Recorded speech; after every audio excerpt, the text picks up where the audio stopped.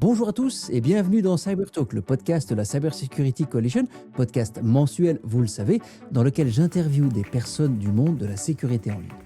Et aujourd'hui, nous allons nous plonger au cœur de deux études majeures qui dessinent le paysage cyber belge en 2025. Ces deux enquêtes, vous allez le voir, ont deux regards complémentaires. D'un côté, l'analyse socio-économique du secteur menée par Agoria et ses partenaires, et de l'autre, le baromètre de KPMG qui a interrogé plus de 270 organisations, ou 270 si vous nous écoutez en France, organisations belges. Et évidemment, pour en parler, j'ai le plaisir de recevoir deux experts. Eric Van Kang, qu'on connaît bien en Belgique, qui représente Agoria et qui est responsable du business group Cyber Made in Belgium. Bonjour Eric. Bonjour à tous. Et Hussein Ahmed, qui travaille pour KPMG et qui est senior manager pour tout ce qui est risque, privacy et d'autres sujets connexes. Salut Hussein. Bonjour à tout le monde. Alors, je poserai d'abord la première question à Eric, finalement, par rapport à l'étude d'Agoria. Qu'est-ce qui a motivé ces recherches et sur quel est l'angle que vous avez décidé de prendre en approchant cette étude? En fait, tout a commencé il y a 4 ans quand je suis arrivé chez Agoria en octobre 2021. On avait quelques suspicions sur des tendances au niveau cyber, mais on n'avait pas vraiment des chiffres socio-économiques sur nos capacités cyber. En clair, c'est dire quelles sont les positions ouvertes dans le secteur cyber en Belgique, quelles sont les demandes du marché, quels sont les throughputs, si je puis me permettre, académiques. Est-ce que ce qu'on enseigne dans l'enseignement correspond aux besoins du marché, etc., etc. Et de se dire, au début, il y a quelques années, la cyber était considérée comme un coût et plutôt une annexe de l'IT. Et finalement, une des missions d'Agoria, en tout cas dans un des business groups, c'est de faire reconnaître le secteur cyber comme secteur critique et indépendant de l'IT. Voilà, ça c'est ce qui a majoritairement poussé la première étude qu'on a fait en octobre 2022, donc avec les chiffres de 2021. Mais on a aussi eu pas mal de demandes ou de sponsors, par exemple pour la défense, au niveau aussi du CCB, de la coalition, en disant, en fait, quels sont vraiment les chiffres du marché. Donc c'était vraiment le plus gros challenge quand on a initié cette étude en 2021. Ok, merci. Et donc, Hussein, écoute un petit peu la même question finalement au niveau du baromètre KPMG. Je l'ai dit, hein, vous interrogez un grand nombre d'organisations belges. Qu'est-ce qui vous a poussé à le faire et surtout quel est l'angle qui vous intéressait, vous, au niveau de ce baromètre? Oui, merci pour la question. Oui, on a réalisé en fait le baromètre pour 270 organisations et participants correspondants, couvrant tous les secteurs, hein, principalement les sociétés de grande taille, pour mesurer les tendances en matière d'attaque, de gestion de risque, l'adoption de l'intelligence artificielle, également la conformité réglementaire et la maturité organisationnelle. Euh, le- En fait, c'est la première fois pour KPMG Belgique de réaliser une telle étude. Par contre, c'est la 10e année pour KPMG Autriche, hein. C'est comme cela en fait on voulait répliquer le même modèle ici en Belgique, hein, euh, parce que on a constaté aussi qu'il y a un manque de données consolidées. Donc, avec ces études, il existait un peu de données nationales transversales, hein, sur la cybersécurité en Belgique. Donc, nous estimons que une telle étude peut aider les décideurs en tant que public et privé, hein, pour avoir une vision globale, pour orienter un petit peu leur stratégie. On voulait aussi également mobiliser un petit peu l'écosystème belge, hein, autour de la cybersécurité, en partageant les chiffres, les tendances et les recommandations concrètes. Alors, moi, j'ai vu vos études, je ne les ai pas lues complètement, mais je les ai quand même fortement parcourues. Ce que j'en ai retenu, et je vais faire un peu le spoiler, on reparlera un peu plus en détail après, c'est que la sécurité ou la cybersécurité en Belgique affiche finalement une croissance impressionnante. Si je ne me trompe pas, plus de 65% de chiffre d'affaires en plus en 4 ans, des milliers d'emplois créés. Et ce qui est bien, parce que je me souviens très bien qu'au tout début, hein, des problèmes de cybersécurité, on avait de gros problèmes de recrutement. Il n'y avait pas assez d'experts sur le marché. Et à mon avis, il n'y en a toujours pas. Mais Eric, tu vas nous aider à répondre à cette question. Et puis, il y a aussi des défis persistants, des menaces qui évoluent. On a l'intelligence artificielle qui commence bouleverser les pratiques, les réglementations européennes qui imposent de nouveaux standards, c'est même très bien. Ma première question, et c'est peut-être pour vous 2, mais quel est l'impact pour les entreprises, les pouvoirs publics et la société aujourd'hui de la cybersécurité?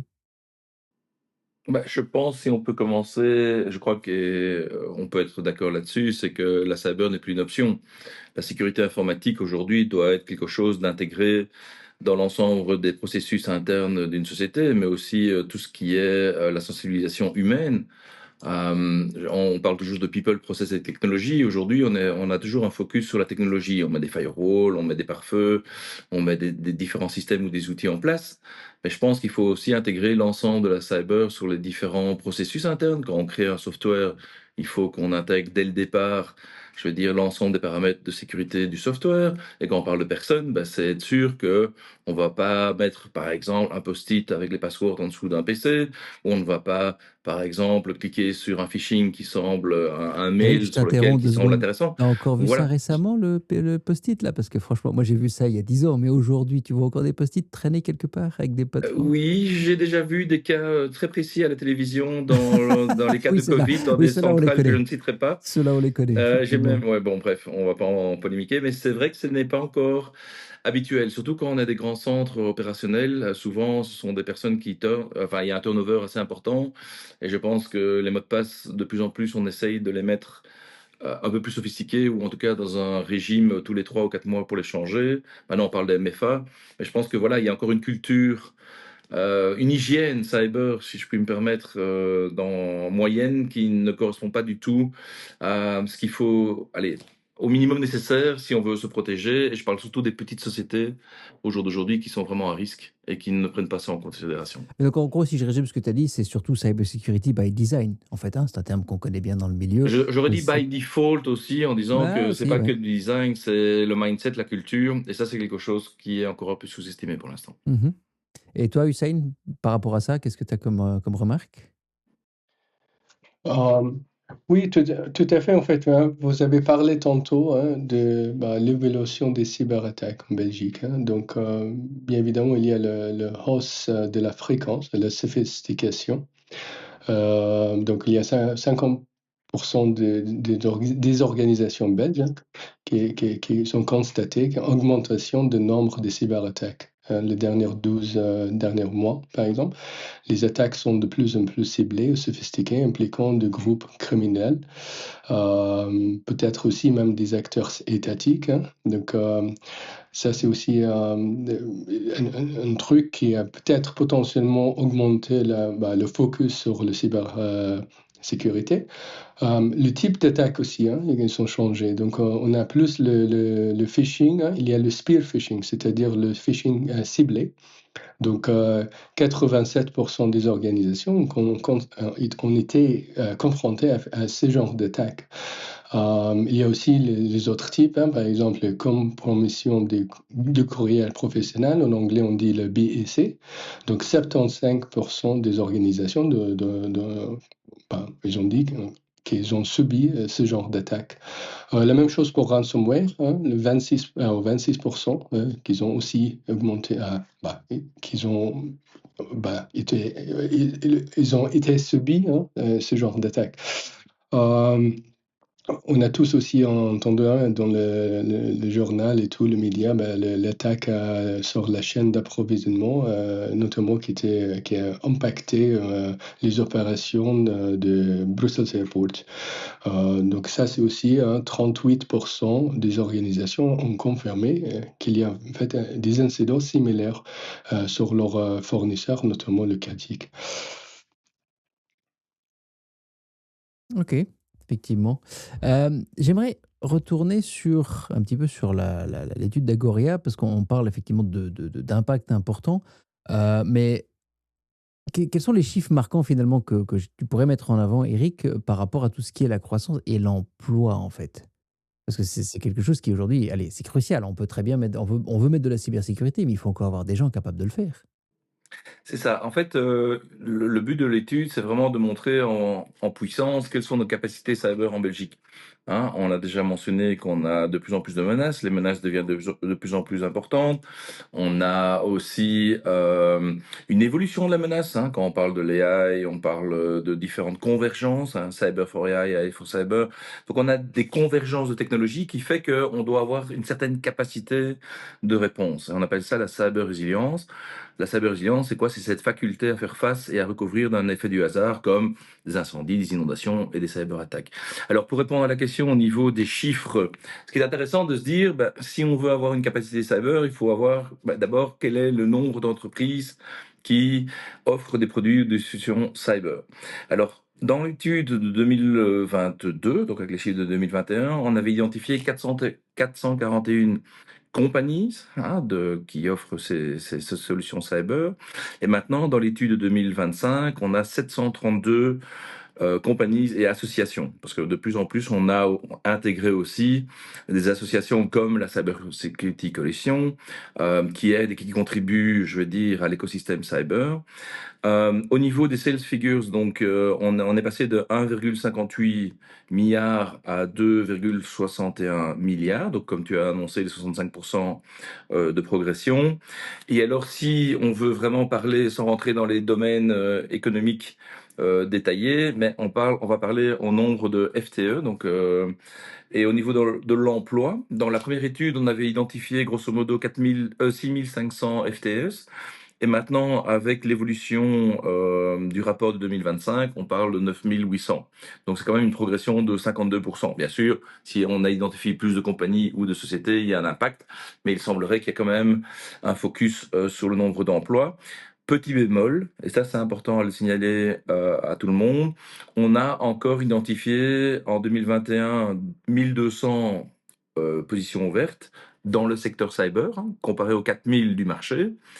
Et malheureusement, on a encore un chiffre relativement similaire, 1170, donc aux 6200 en 2025. Ça veut dire quoi? Ça veut dire que sur notre force globale, effectivement, on a identifié plus de personnes qui travaillent en cyber, mais on a encore toujours ce gaps de 1200 postes ouverts dans le secteur cyber.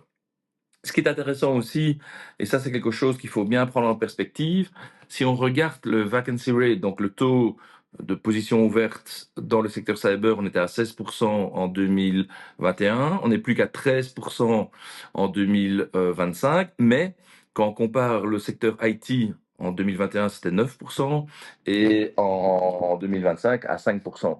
Et si on regarde l'économie belge, on est à 5% et à 4%. Donc grosso modo, si je prends 2021, c'était 5%, 10%, 15%.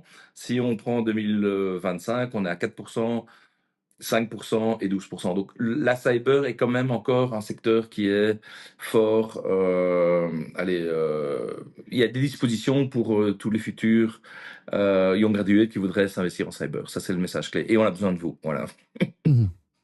Et je vais faire le parallèle avec l'intelligence artificielle dont on dit qu'elle va mettre des gens au chômage. Alors, moi, j'en suis pas tellement convaincu. Je pense que ça va nous permettre de faire mieux.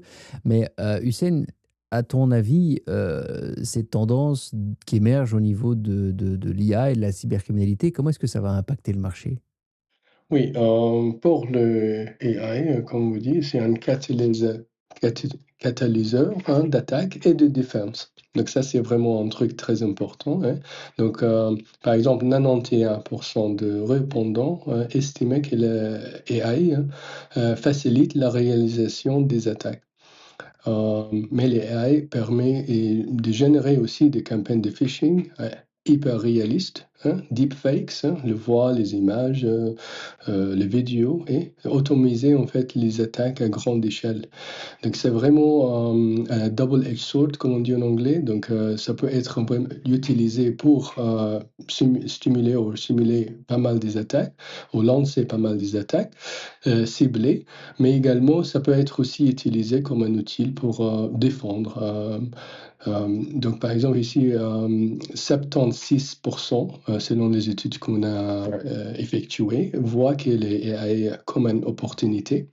51% l'utilisent déjà pour renforcer leur cybersécurité au niveau de détection d'anomalies, analyse comportementale, gestion de vulnérabilité, pour donner un petit peu des exemples. Oui, mais il y a des risques, bien évidemment, hein. Et donc, il y a risques liés, hein, par exemple, pour la violation de la protection de données. Hein. Il y a l'erreur d'utilisation, par exemple. Il y a 51% de répondants, participants qui craignent des erreurs humaines lors de l'exploitation de la AI. La complexité aussi au niveau de gouvernance. L'intégration de l'AI nécessite bien évidemment une adaptation des politiques et des processus de sécurité organisationnelle. Et je ressauterais finalement de l'AI à l'emploi, hein, mais Eric, de votre côté, tu l'as dit, il y a une pénurie des spécialistes en cybersécurité. Ça reste un problème, d'autant plus qu'on a de plus en plus de législation qui, et parlons de Nice 2, mais qui force les entreprises à prendre un certain nombre de mesures. Oui, je veux bien, je vais le faire. En revanche, j'ai besoin d'aide pour le faire et quand j'ai pas les talents, c'est compliqué. De votre côté chez Agoria, et on n'est pas là pour faire de la pub, tu le sais, mais quelles sont les initiatives que vous mettez en place pour former les talents? Et je vais rajouter quelque chose à cette question. Est-ce qu'aujourd'hui, vous les formez aussi à utiliser l'intelligence artificielle pour être meilleurs dans leur job? Alors, il y a 2 questions, hein, comme tu l'as dit. Je pense qu'il y a aussi un paramètre ou en tout cas un résultat qui était très intéressant dans notre étude, c'est qu'on avait un secteur de diversité. Et dans la diversité, il y a quelque chose qui est très intéressant, notamment le pourcentage de femmes qui intervient dans cette diversité, en tout cas dans cette force cyber en Belgique. En 2021, on a été à 19% et aujourd'hui, on est toujours à 18%. Donc malgré tous les efforts, comme par exemple toutes les initiatives de Women for Cyber, dans lesquelles je fais partie du board et les autres personnes qui travaillent là-dessus, on remarque qu'on reste une stagnation. Donc on a encore plus d'efforts à faire. Par contre, concernant votre questionnement sur l'AI, ce qui serait intéressant de se dire, c'est que dans notre étude de 2021, on avait 10% des 50 plus qui participaient à cette capacité cyber. Ce qui nous a très étonné, c'est que dans l'update de 2025, on parle de 21% des 50 plus. Et malheureusement, c'est la partie des jeunes 18-29 ans qui a été assez réduite de 10%. Donc le questionnement qu'on avait, et ce n'est qu'une hypothèse, est-ce que l'AI a impacté l'engagement des jeunes en 4 ans par rapport à des postes, je vais dire, comme de SOC analyst ou des primary posts, hein, si je puis dire. Donc ça, c'est quelque chose d'interpellant. On voit qu'il y a beaucoup plus de seniors qui sont renforcés dans cette capacité cyber. Est-ce que c'est lié, justement, comme tu l'as mentionné, aux nouvelles réglementations européennes où il faut quand même avoir un sacré bagage ou d'expérience entre une compliance et l'interprétation et la mise en place, je vais dire, de différents projets pour garder cette compliancy, et que peut-être un jeune est moins adapté, si je peux me permettre, dans ce cas-là. Ça peut être une des raisons. Est-ce que l'IA impacte, je vais dire, des analyses classiques avec de l'automation, etc. C'est un autre débat. Alors, par rapport à qu'est-ce que Agoria fait par rapport à l'IA ou à la cyber, il y a, je veux dire, deux streams. Le premier, c'est que, bon, bah, comme tu le sais, je suis en charge de tout ce qui est cyber, mais on a aussi un business group qui est dédié à l'AI. Et quand on voit ces convergences AI-cyber, bah, effectivement, on doit de plus en plus travailler ensemble. Mais il y a aussi tout un écosystème AI. Je connais pas les chiffres par cœur, mais je sais que c'est un grand écosystème en Belgique. On a de plus en plus des membres de l'écosystème AI qui viennent nous rejoindre en cyber. Donc ça, c'est quelque chose de très intéressant. Et le deuxième stream, si je puis me permettre, par exemple, comme vous le savez, on travaille avec la défense. Il y a un intérêt de se dire, ben tiens, comment on peut sécuriser certains streams AI dans différents processus, je vais dire, que ce soit privé ou défense. Et donc là aussi, on intervient dans cette zone grise, comment sécuriser nos langages LLM, comment sécuriser nos futurs outils, etc. Donc il y a quand même 2 streams qui sont émergents, hein. C'est pas un truc qu'on fait depuis 5 ans, mais on voit vraiment que la cyber et l'AI convergent ensemble. Et comme l'a dit Hussein, je pense c'est il y a une dualité de l'AI, hein, la défense et l'attaque, si je puis me permettre, hein, le défensif et offensif. Et je pense que la cyber joue un rôle clair, que ce soit la détection, mais aussi, comme le chat GPT, etc., qui peut créer des scripts avec des malwares automatisés, etc. Donc cette facilité d'offensive, il faut le prendre en considération aussi, à cause ou grâce à l'AI. Voilà, j'espère que j'ai Ça rend... répondu. Oui, oui, tu as tout à fait répondu à la question, mais quand j'entends les possibilités liées à l'intelligence artificielle, alors de plus en plus, on va commencer à parler de défense avec, mais ça reste quand même au niveau de l'attaque dont on parle le plus.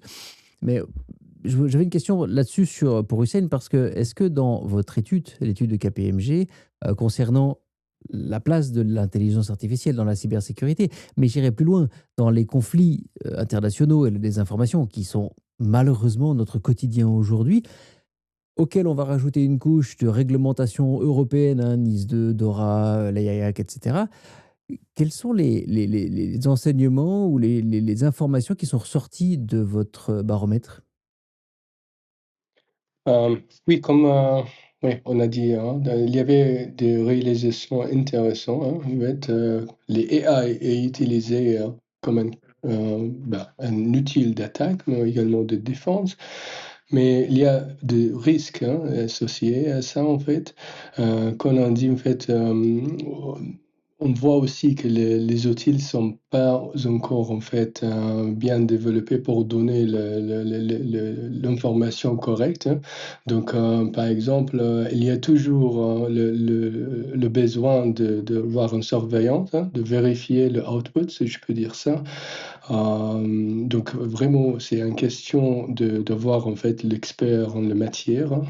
Donc c'est pas vraiment les outils tout seuls qui peuvent gérer les choses automatiquement. On n'est pas encore là en fait, hein, pour être clair.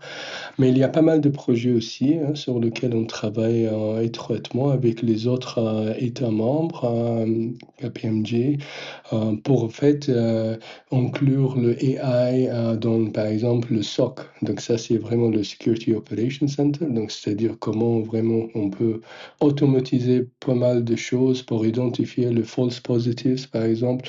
Donc pour en fait donner un outil qui est rentable, qui est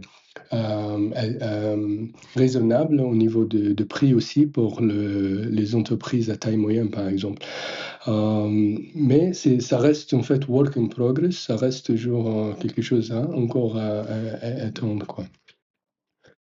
Mais vous avez mentionné un point très important, hein, les géopolitiques. Je pense que ça, c'est très important. Hein. On parle des conflits internationaux, mais également ici en Europe, on a la guerre en Ukraine. Donc, bien évidemment, ça, en fait, il a ajouté un petit peu sur le facteur d'intensification, si je peux dire ça. Donc, l'impact direct hein, sur le paysage cyber belge. Comme vous avez dit aussi, hein, il y a l'adoption de nouveaux outils. Donc, il y a l'entreprise qui s'engage à prendre n'importe quel outil qui est peut-être disponible sur le marché, mais sans vérifier vraiment où les données vont être sauvegardées ou traitées. Ça, c'est aussi un autre risque hein, à prendre en considération. Et face à cette surenchère hein, d'intelligence artificielle, de désinformation, de conflits internationaux et d'obligations légales, au niveau des entreprises, quand vous avez fait vos études ou vos baromètres, euh, est-ce que vous avez ressenti des craintes par rapport à tout ce qui est la chaîne d'approvisionnement, les budgets, la maturité? Les entreprises doivent faire beaucoup de plus en plus, mais c'est pas si simple aujourd'hui. Qu'est-ce qu'il en est ressorti quand vous avez fait vos analyses? Nous, on s'est focalisé sur plutôt les chiffres socio-économiques. Donc, on n'a pas fait vraiment comme KPMG une tendance complémentaire, si je vais dire, par rapport à, comme l'a dit Hussein, les risques ou les tendances, je veux dire, de convergence ou les attaques, etc. Nous, c'était vraiment ciblé sur la partie économique. Mais par contre, ce que je peux vous dire, c'est que Agoria a vraiment une sensibilité sur, allez, cette tsunami de régulation européenne qui commence un peu à étouffer, si je puis dire, tout notre écosystème. Je sais qu'il y a eu un update ici récemment sur dire, bon, on va quand même, l'Europe a quand même considéré qu'on doit un petit peu lâcher certains robinets. Il y a eu des tas de débats par rapport à ça. Est-ce que c'est lié à une pression des GAFA, etc. Mais je pense que c'est vrai que à force de réguler ou trop réguler, ça peut avoir un impact sur... bah, le but d'une entreprise, c'est quand même faire du business, c'est de faire du développement, et toutes ces contraintes, je ne dis pas qu'elles sont pas nécessaires, mais à un moment donné, trop est te veel. Et je pense qu'il y a quand même une juste mesure à avoir. Quand on compare la Chine ou on compare les États-Unis, ils n'ont pas cette problématique et on voit qu'ils ont quand même un développement majeur, beaucoup plus rapide que ce qu'on a en Europe. Et ça, c'est quelque chose qu'on doit prendre en considération aussi. Mais je ne l'ai pas vu dans l'étude ici parce qu'on n'a pas focalisé sur cette problématique. Peut-être je peux ajouter un petit peu sur notre étude, bien évidemment, ça a couvert un petit peu le nouvel développement de réglementation européenne. Donc, on a le NIS 2, comme vous saviez, c'est le directive européen qui impose des exigences en matière de gestion de risque, par exemple, la notification des incidents, de résilience pour les opérateurs des services essentiels et importants. Nous estimons qu'environ 3000 organisations uniquement ici en Belgique sont dans le périmètre de NIS 2. Donc, il y a pas mal des organisations qui sont impliquées par cette directive et la loi belge transposant la directive ici en Belgique qui s'applique depuis octobre 2024. Il y a aussi le DORA, donc ça c'est vraiment un règlement spécifique au secteur financier, donc axé sur la résilience opérationnelle numérique, les gestions de risques liés aux prestataires externes. Donc il y a aussi le ICT. Donc c'est pas uniquement le banque et les institutions financières qui sont impliquées là, mais également le fournisseur ICT majeur aussi, qui sont aussi désignés comme critiques selon le règlement DORA. Il y a un autre aussi qui vient de sortir, peut-être vous avez entendu parler de Cyber Resilience Act, c'est le CRA. Donc c'est également aussi pour renforcer un petit peu la sécurité des produits et des services numériques. Donc tout le produit avec le composant digital ou numérique, il y aura des obligations aussi, notamment pour l'obligation sur la sécurité. Donc on parle de conception, mais également le mettre en place. Donc tout le cycle de System Development Life Cycle. Moi, mon avis personnel, je pense que le règlement est une nécessité pour régler qui ne marche pas automatiquement dans le marché. C'est-à-dire quand il y a un problème, on laisse le marché régler ce problème, mais c'est le problème continu. Bien évidemment, on a besoin de règlement pour régler ce problème. Mais je suis bien d'accord avec Eric, quand on a pas mal de règlements partout, donc la question qui se pose, ok, est-ce qu'on peut optimiser un petit peu les exigences pour que les organisations, notamment les organisations à taille moyenne, peuvent avoir les ressources pour être en conformité et avoir en fait remplir les objectifs de tel règlement aussi. Ça c'est le plus important. Peut-être, je pas, brièvement aussi, les AI Act, comme vous saviez, l'Europe, c'est entre les premières régions qui a fourni un tel acte. Donc, c'est vraiment le règlement pour gérer les AI, l'intelligence artificielle. Donc, le développement et l'utilisation des AI. Il y a aussi la matière, la transparence, la sécurité, aussi le parti éthique. C'est intéressant de savoir, selon notre étude, 64% des organisations belges anticipent un impact direct de NIS 2. Il y a 42% sur les AI Act et 40% un impact de CRA, Cyber Resilience Act. Mais Hussein, merci d'avoir mentionné le NIS 2 et le CRA. C'est vraiment, quand j'ai dit on a trop de régulations européennes, Agoria prend en considération évidemment toutes les régulations nécessaires, etc. Je dis dans le global, si on regarde le ESG, si on regarde les actes, si on regarde tous ces actes, il y a le Cyber Security Act, il y a le Cyber Resilience Act, il y a et le CER, et le REDDA, il y a tellement de réglementations qu'à un moment donné, je peux comprendre qu'un patron d'entreprise qui doit se focaliser sur son produit ou en tout cas son marché, bah, c'est pas toujours facile d'être au courant. Par contre, ce que je voudrais mentionner, et je voudrais mettre à l'honneur quand même des collègues comme Arnaud Martin, qui sont spécialisés dans les standardisations et les réglementations européennes. Ils créent beaucoup de workgroups justement pour comment faciliter nos membres à pouvoir d'abord comprendre les réglementations européennes, mais aussi suivre les différentes alternatives, comme le Siphon de nos amis du CCB, de notre National Cyber Authorities en Belgique, ou l'ISO 27001, dans le sens où on a des belles choses en Belgique, on met des outils en place, par exemple le Cyber Scan d'Agoria aussi, justement pour aider nos membres à comprendre toutes ces régulations européennes et aussi de pouvoir les aider à mettre ça en place avec, avec tout l'écosystème Cyber Made in Belgium qui sont à leur disposition pour cette implémentation. Et je pense qu'aujourd'hui, comme l'a dit Hussein, on est vraiment dans un mood où on a cette pression européenne, et c'est bien d'avoir cette pression européenne, c'est une pression positive, si je dirais, d'inciter les entreprises à prendre la cybersécurité comme en considération, hein, pas comme une option. Mais en même temps, il y a toutes les autres réglementations européennes qui doivent être prises en considération. Et c'est vrai que trop estevé, ça peut tuer l'œuf, le poulet dans l'œuf. Donc c'est quelque chose vraiment d'important à prendre ça en considération. Cette balance entre la nécessité et tous ces devoirs sur lesquels il faut presque une batterie de juristes pour tout comprendre, quoi. En effet, et tu parles donc de sensibilisation et de soutien des chefs d'entreprise par rapport à leurs obligations au niveau cybersécurité. On n'a pas tellement parlé de formation et tu sais que c'est un sujet qui, pour moi, est très cher. Où est-ce qu'on en est aujourd'hui et bah, qu'est-ce qui reste encore à améliorer, j'ai envie de dire? Alors, dans l'étude, on a quand même fait une qualitative survey, donc pour voir un petit peu qu'est-ce qu'ils ont besoin, quels sont les besoins, quelles sont leurs peurs, et cetera. Et si on peut souligner quelques takeaways, si je puis dire, bah, ce qu'on remarque, c'est que la cyber poverty, donc c'est la ligne d'hygiène cyber minimum, c'est vrai que dans la plupart des petites sociétés, on n'atteint pas encore cette hygiène.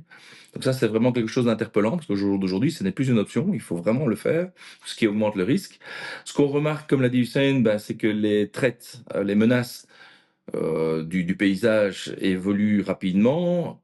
Quelque chose qui m'interpelle peut-être personnellement, et je pense que c'est quelque chose qu'on met en considération dans un des focus group manufacturiers sur le Cyber Made in Belgium, c'est cette convergence IT-OT avec deux maturités différentes, qui fait que ils se parlent pas toujours, c'est deux mondes différents et ça augmente aussi le risque. Évidemment, autre chose qu'on voudrait mettre en perspective, c'est que est-ce que l'éducation cyber qu'on a au jour d'aujourd'hui en Belgique est vraiment adéquat par rapport aux besoins du marché.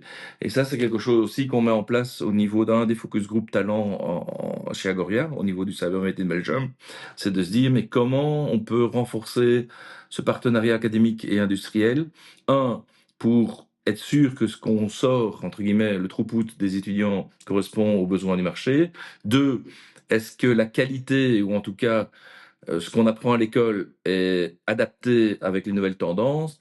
Et trois, c'est de savoir, c'est est-ce que ce qu'ils apprennent déjà à l'école n'est pas déjà obsolète. Et ça, c'est quelque chose de très important à prendre en considération. Ils arrivent dans un marché qui est relativement récent, hein, la cyber, et il faut vraiment qu'on puisse aussi pouvoir éduquer, je veux dire, les professeurs qui éduquent les futurs gradués et en espérant qu'ils soient au goût du jour. Et ça, c'est aussi un des challenges. Et je terminerai par un autre point sur lequel on adresse aussi, c'est par exemple au niveau des HR. Quand on a souvent des positions ouvertes au niveau cyber, on voit régulièrement qu'il faut un CISP, la Rolls-Royce des certifications, ou certaines certifications qui n'ont pas lieu d'être. Et là aussi, il faudrait vraiment pouvoir aller nuancer ou exprimer le réel besoin par rapport à une offre ou une position ouverte. Et ça, c'est vrai que c'est un travail sur lequel on prend en considération aussi. Voilà, ça donne un peu une idée de la maturité entre ce qu'on peut fournir, ce qu'on a au jour d'aujourd'hui et les réels besoins. Et donc une fois qu'on on forme, il n'y a pas que ça, hein, il y a les priorités technologiques et organisationnelles. Toi, Hussein, et chez KPMG, vous voyez ça comment pour les prochaines années? Oui, au niveau de priorité, il y a les 2 volets, si je peux dire, hein. La priorité technologique, il y a la priorité organisationnelle. Donc commençons par le technologique. La première chose, c'est la gestion de risques liés aux tiers. Donc on dit ça en anglais, Third Party Risk Management. Donc renforcer la sécurité de la chaîne d'approvisionnement et des fournisseurs avec des audits, certifications, le plan d'urgence. Donc ça, c'est un premier point. Le deuxième, c'est le backup et reprise après l'incident, c'est restoration. Donc, ça aussi, ça peut aider à résoudre pas mal des incidents, hein, d'avoir le bon backup, de vérifier que le backup marche, hein, ne pas uniquement le faire pour tick a box, mais également pour ouais, voilà, mettre en place des solutions robustes de sauvegarde, de restauration pour garantir en fait la continuité des activités au cas d'attaque. Le troisième, c'est la gestion des identités et des accès, IAM. Donc, déployer des politiques avancées sur la gestion des accès. Donc, ça inclut l'authentification, donc multifacteur, MFA, mais également la gestion des accès privilégiés.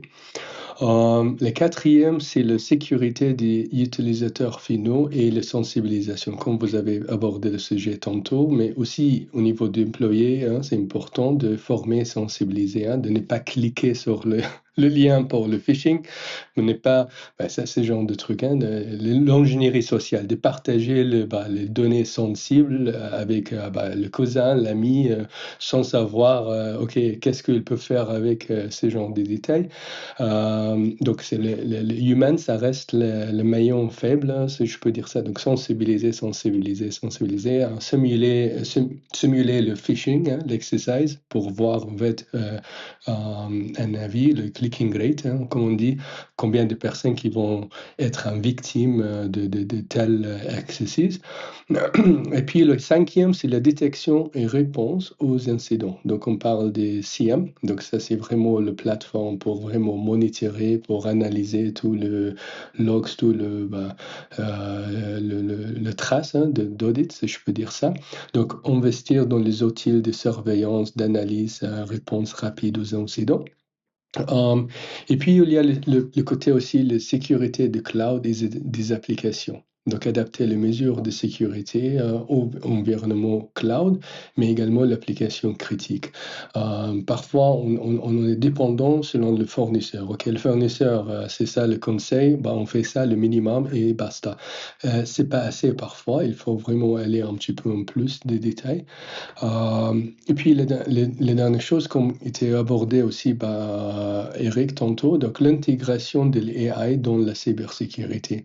Donc, on voit ça en fait comme quelque chose de positif. Donc, l'AI peut être utilisé pour la défense, hein, pour détecter les menaces, pour analyser les comportements et automatiser les réponses. Donc, tout ça, en fait, ça touche la priorité technologique.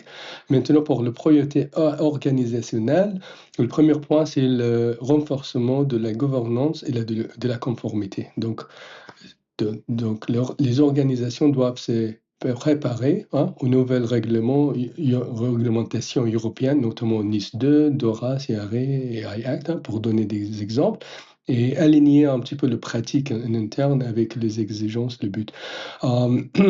Un point très important ici, hein, il ne faut pas répliquer les choses pour chaque règlement. Il y a un moyen en fait, d'avoir une solution qui va remplir les exigences, hein. Par exemple, parlant de gestion de risque, par exemple, hein, il ne faut pas avoir un cadre pour NIS 2 et puis un autre pour DORA, un troisième pour CRE. Ça, c'est pas le but. Le but d'avoir un cadre compréhensif complètes qui peuvent aider à remplir les exigences qui viennent de le plusieurs règlements, quoi. Et nous, chez KPMG, on aide les organisations pour avoir, en fait, pour travailler un petit peu les synergies. Le deuxième point pour la priorité organisationnelle, c'est le développement des compétences et recrutement. Donc, comme vous avez abordé le sujet aussi tantôt, hein, investir dans la formation continue, attirer le nouveau talent. promouvoir la diversité dans l'équipe cyber, hein. Ça, c'est très important. La troisième, c'est le plan de gestion des crises et de continuité d'activité, comme on dit en anglais, business continuity management. Donc, élaborer et tester régulièrement le plan de gestion des crises et de la continuité pour limiter l'impact des attaques. On a remarqué que pas mal des organisations, ils préparent le plan, mais ils ont jamais testé le plan, ils ont jamais en fait simulé l'attaque, donc ils savent pas vraiment est-ce que ça va marcher, oui ou non, quand l'attaque arrive. Le quatrième, et c'est très important aussi, la collaboration entre les entreprises et avec tous les interlocuteurs de l'écosystème cyber ici en Belgique, mais également au niveau européen. Donc, les interlocuteurs, c'est les secteurs publics et privés, ensemble, avec les autorités, partager les informations sur les menaces, participer à des coalitions comme Cyber Security Coalition.